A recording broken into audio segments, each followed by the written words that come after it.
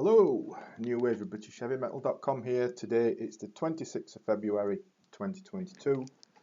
Before we get into the video, if I could make the usual opening request for a favour, and that's if you would please subscribe to the channel.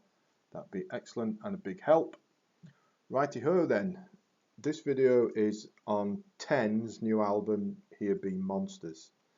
And the melodic hard rock at its best here, fronted by Gary Hughes, who's a master at this kind of stuff, isn't he? And with Here Be Monsters, we've got another excellent album from 10.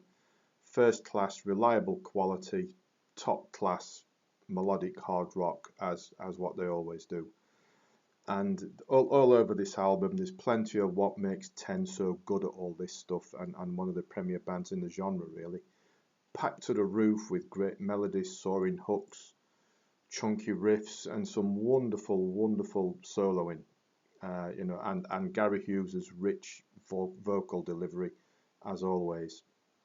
Overall, the style here on Here Be Monsters is a bit less grandiose than some of the more recent output from 10, and back more to what you might call a more traditional hard stroke melodic rock output that they did in the 80s, 90s, with stuff like, particularly on the first album, it harks back to that a little bit for me, I think.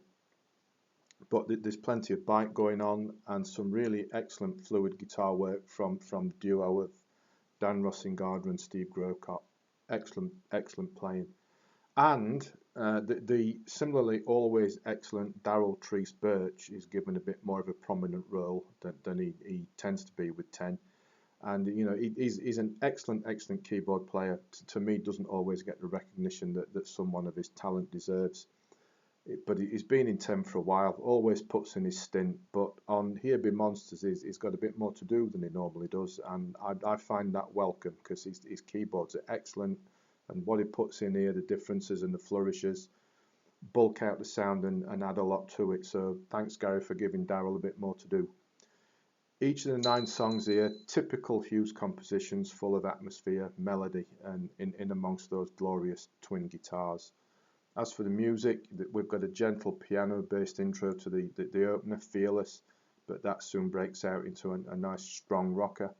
Chapter and Psalm is one of those typical sweeping mini epics that Hughes and 10 do so well and are quite well known for. Strong melody, stronger guitars, the solo in particular. Strangers on a distant shore, plenty more of that trademark Hughes and 10 melodies and punches along nicely. And another great riff, and generally a heavier delivery on this song, probably the heaviest on the album, and arguably the strongest as well.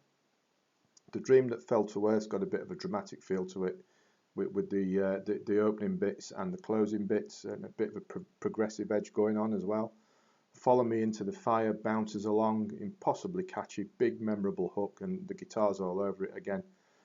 There's no weak track anywhere on Here Be Monsters, and also welcome to my ears, there's not a trace of one of those soppy, sugary ballad type things that Gary can chuck in now and again, and but not a trace of it here. The last song, The Longest Time, threatens to be one of those, but it rescues itself well enough.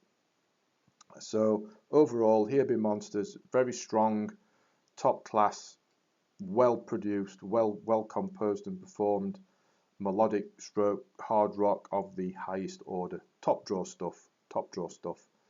And the better news is that I understand there's going to be a second album from 10 due for release a little bit later this year, so that's something to look forward to.